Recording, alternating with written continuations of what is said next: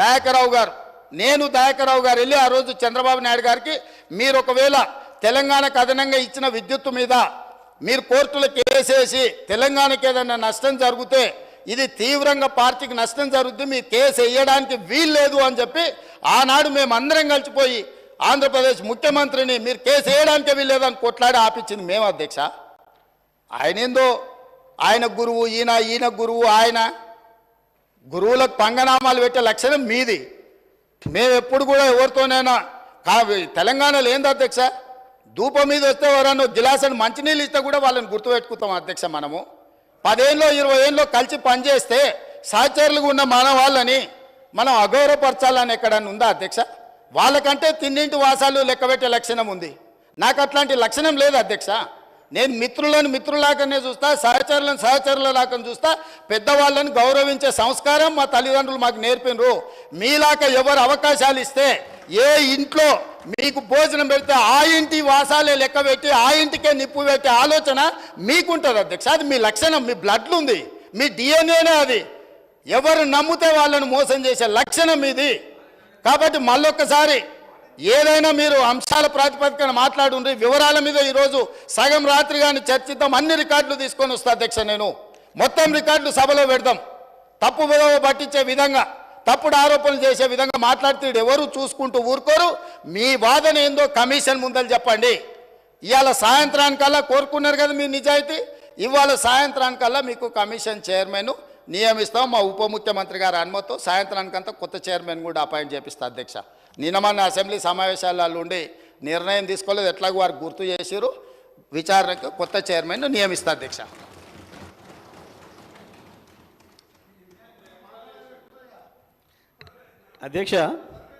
అధ్యక్ష ఇప్పుడు వారు మాట్లాడేదానికి ప్రత్యక్షానికి నేను మాట్లాడతా. ఈ సమయాన్ని నా జనరల్ సమయం తీసేయండి. ఇక ఆయన ఉక్రోషమేందో నా ఉక్రోషమేందో ప్రజలు చూసారు వాళ్ళ రాష్ట్రంలో. ఎందుకు అంతగానో ఆవేశపడ్డాడో, ఎందుకు మళ్ళీ జైలు జీవితం గుర్తు చేసుకుంటున్నాడో. చెర్లపల్లి జైలు జీవితం వారికి అనుభవం కాబట్టి మళ్ళీ మళ్ళీ గుర్తు చేసుకుంటున్నట్టున్నాడు పాపం. మళ్ళీ ఎట్లా ఆడికే వస్తా అనుకుంటున్నాడేమో, మళ్ళీ అక్కడికే వస్తా అనుకుంటున్నాడేమో, గుర్తు చేసుకుంటున్నాడు. అధ్యక్ష, మా జ్ఞాపకాలు మాకుంటాయి, వారి జ్ఞాపకాలు మాకుంటాయి. నాకు కూడా చెంచల్గూడ జైలు గుర్తుంది అధ్యక్ష. నాకు కూడా మీరాగురిగా నేను చెప్తా కానీ వాళ్ళందరికీ నాకు కూడా చెంచల్గూడ గుర్తుంది అధ్యక్ష. ఎందుకంటే తెలంగాణ ఉద్యమం కొరకు జైలు పోయిన అనుభవాలు. ఆయనకు చెర్లపల్లే గుర్తుంటుంది అధ్యక్ష, ఆయనకు అదే గుర్తుంటుంది అధ్యక్ష. పాపం మళ్ళీ యాద్ చేసుకుంటున్నాడు అధ్యక్ష. ఎంత క్రోషంగా మాట్లాడిండు, ఎందుకు కూర్చోరాదు, ఎందుకు లేదు అధ్యక్ష వారు గొప్పలు చెప్తారు. సూర్యాపేట రైస్ మిల్లులో దొంగతనం చేస్తే సూర్యాపేట మిల్లర్స్ పట్టుకొని సూర్యాపేట రైస్ మిల్లులో ఎవరిని చెట్టుకు కట్టేసిరో కూడా సూర్యాపేటలో చిన్న పిల్లగాన్ని నిక్కరేసుకున్న పిల్లగాన్ని అడిగినా చెప్తారు అధ్యక్ష. మిగతా వివరాలు మా వెంకటరెడ్డి గారికి ఒక 2 నిమిషాలు సమయం ఇస్తే వాళ్ళది ఎంత గొప్ప చరిత్రనో ఎప్పుడెప్పుడు ఏమేం చేసిరో తాతలు ముత్తాతల నుంచి మొత్తం లెక్క చెప్తాడు అధ్యక్ష.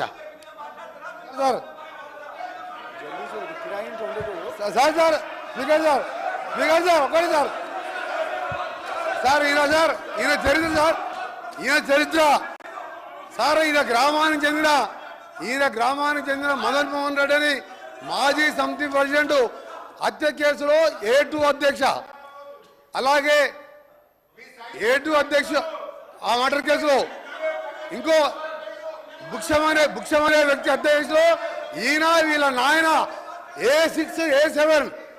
ఆ తర్వాత రామిరెడ్డి హత్య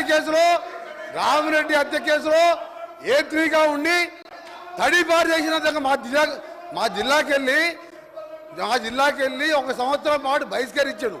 పోతూ ఈ మర్డర్లు చేసి దోసపాటి గోపాల్ ఇదే అసెంబ్లీలో ఎక్స్ఎమ్మెల్యేగా ఉండే ఆ పెట్రోల్ బంకులో 1,80,000 రూపాయలు దొంగతనం చేస్తే ఆ కేసులో ముద్దాయి అధ్యక్ష. ఇంకొకటి రామారావు గారు ఎన్టీ రామారావు ముఖ్యమంత్రిగా ఉన్నప్పుడు ఎక్సైజ్ ప్రొవిజన్ పెడితే దొంగ మందు కర్ణాటక వెళ్ళి మందు తీసుకొచ్చి పట్టుబడితే మిర్యాలగూడ పోలీస్ స్టేషన్లో ఇప్పటికీ కేసు ఉన్నది అధ్యక్ష. ఈయన కేసులు చెప్తే తప్ప ఈయన గురించి మాట్లాడితే మా గౌరవం పోతుంది అధ్యక్ష. అందుకనే జగదీశ్వర్ రెడ్డి గారు మీరు మీ చరిత్ర చెప్పాలంటే మీరు ఒక చరిత్ర కాదు, ఆయన అంటే ఉద్యమాలు చేసిన సార్ ఒక నిమిషం మీరు ఎందుకు ఆయన చరిత్ర చెప్తే భయపడుతున్నారు ఆయన చరిత్ర